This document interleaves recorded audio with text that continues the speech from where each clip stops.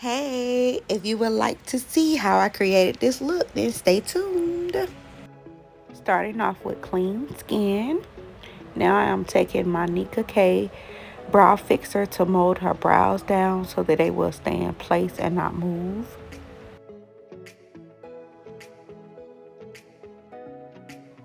Next, I'll be taking the other end of that spoolie and start brushing the product in so her brows will lay nice and flat during this whole process. One of the things that I found out with this product is to allow it to sit for a minute to dry. So once it dries down, you can just go on top of it with ease. So now that her brow hairs are in place and the product is completely dry, it's not moving, it's not shifting around. So now I'll be going in with my Nicka Kay pencil in the same color as her hair. In this shade, I'm using the shade Black Brown.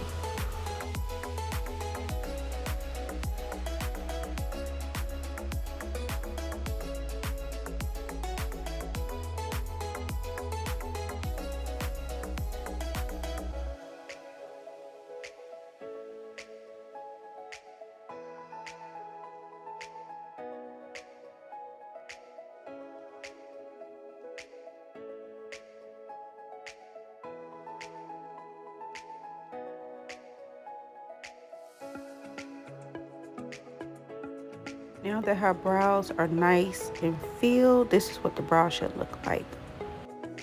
Brushing that product in with a spoolie, you'll see that we dropped the spoolie and it got caught up in her hair. And then you're gonna see a little head pop up right there. And then we stopped to get on my little granddaughter for getting inside the video. So now it is time to conceal and sculpt these brows. This is my favorite concealer. I'm going 2 shades lighter than her skin color. This is in the shade Caramel, and yeah, I just overly love this concealer. The thing about this concealer is once it dries down matte, and it just grabs onto eyeshadow like a dream.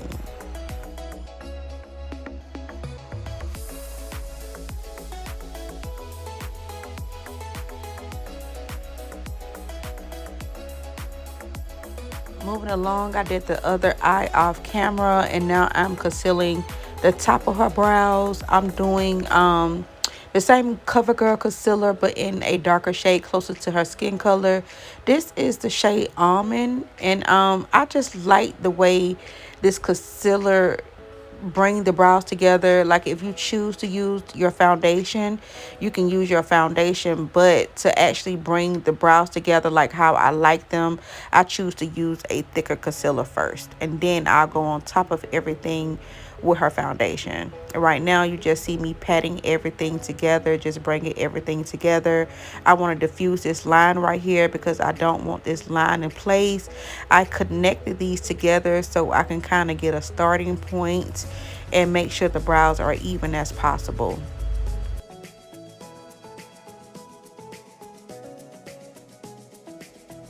Okay, so y'all about to see me getting ready to tug on her head. I'm like, girl, move your head. That's what we're laughing about.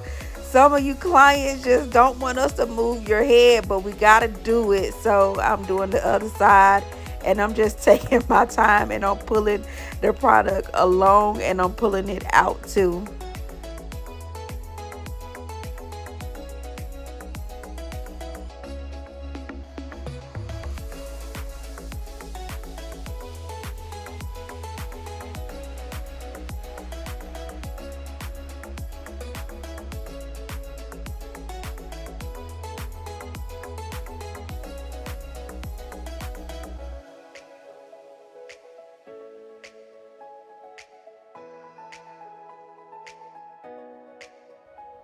Moving along to eyeshadow, I am adding this light brown as her transition shade, and I'm using a fluffy brush to apply this in like a round shape mold.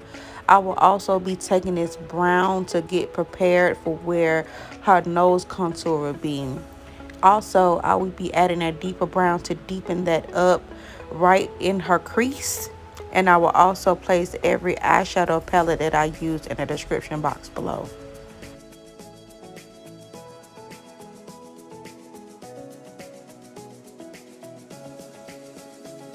We had so much fun doing this look. She's laughing because of the movements that I used to apply this shadow. She said it tickled. And then also you'll see me patting it, and she found that funny too. Yeah.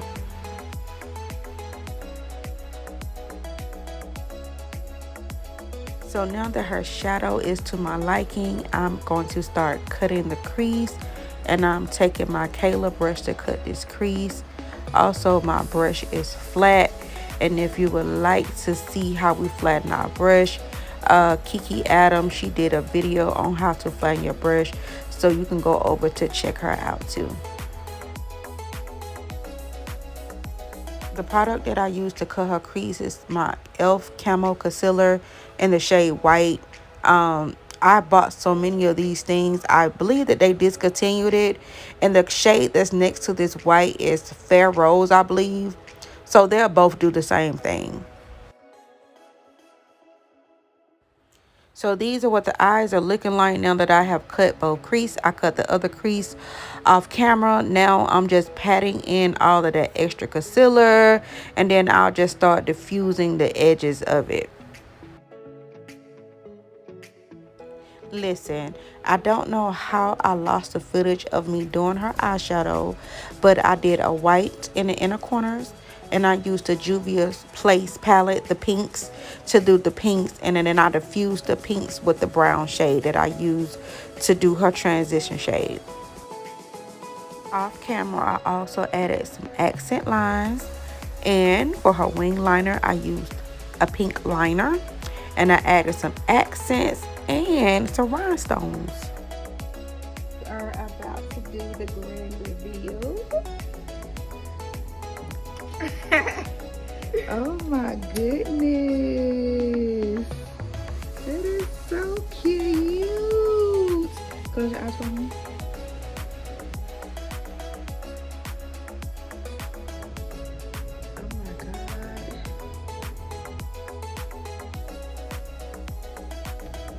So cute.